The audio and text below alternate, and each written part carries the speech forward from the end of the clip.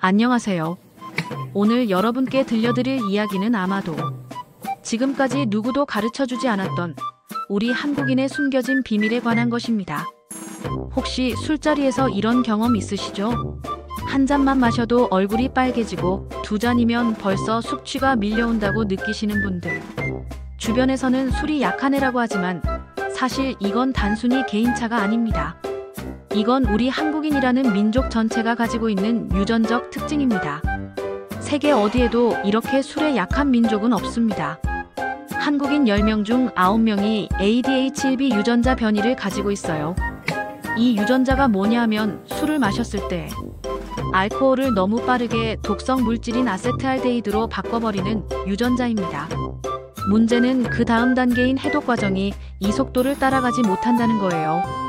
그래서 독성 폭탄이 되어 바로 숙취로 직행하게 되는 겁니다.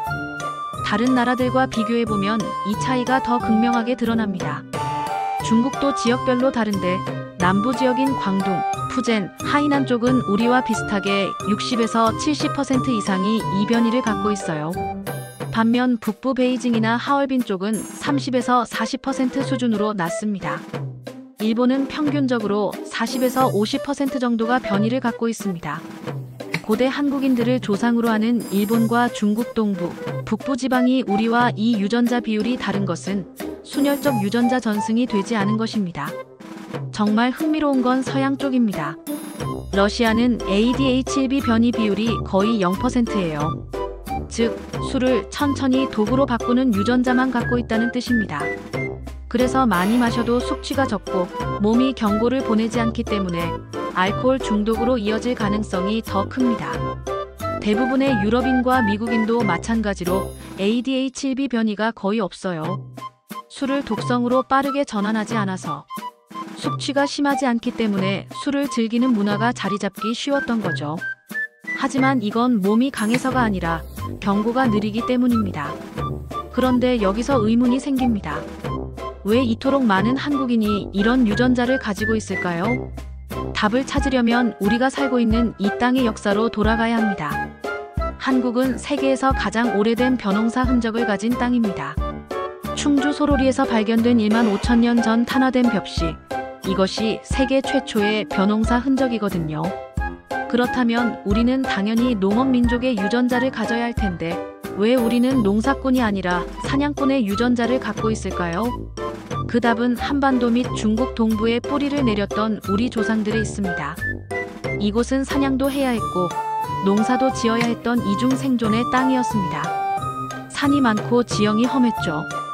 계절은 극단적이어서 봄, 여름, 가을, 겨울 모두 생존을 위한 전략이 달라야 했습니다. 그래서 한국인은 곡식을 심으면서도 짐승을 쫓아야 했던 양면의 본능을 지닌 민족이 되었습니다. 그런데 우리 조상들이 누구인지 아시나요? 이들은 순다랜드를 통해 아프리카에서 출발한 인류가 수만 년에 걸쳐 이동해온 후손들입니다. 그리고 바로 이 ADH1B 유전자 변이가 술에 약한 유전자이면서 동시에 마른 귀지를 만드는 유전자입니다. 맞습니다. 한국인의 귀지는 대부분 마릅니다. 혹시 본인 귀지 확인해보세요. 끈적끈적한 귀지가 아니라 바스러지는 마른 귀지일 가능성이 높습니다. 이것도 유전적으로는 수렵민족의 특징이거든요. 반대로 농경민족들은 주로 젖은 귀지를 가집니다. 그리고 또 하나 놀라운 사실이 있습니다. 지금의 서해, 과거에는 육지였습니다. 2만 년 전까지만 해도 그 육지에 우리 조상들이 모여 살았어요. 순다랜드를 거쳐 긴 여정 끝에 이 땅에 정착한 사람들, 바로 그들이 우리의 뿌리입니다. 그 긴 이주의 과정에서 사냥과 농경이 섞였습니다.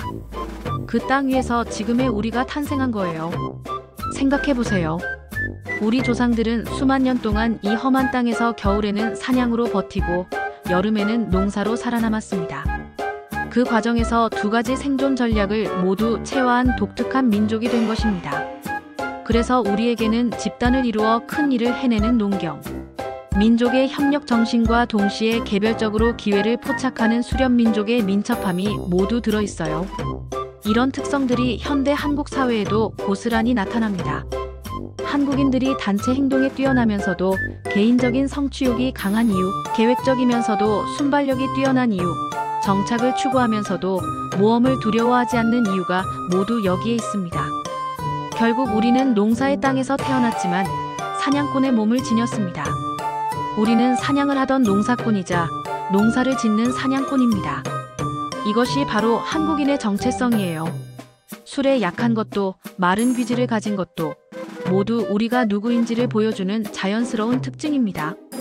숙취가 심하다고 약한 게 아닙니다. 우리는 몸이 위험을 빠르게 감지하고 경고를 보내는 유전자를 가진 민족입니다. 사냥터에서 다음날 멀쩡히 일어나야 했던 생존 전략의 결과물이죠. 이건 부족함이 아니라 우리만의 독특한 유전적 유산인 거예요. 이 사실은 지금껏 아무도 체계적으로 가르쳐주지 않았습니다.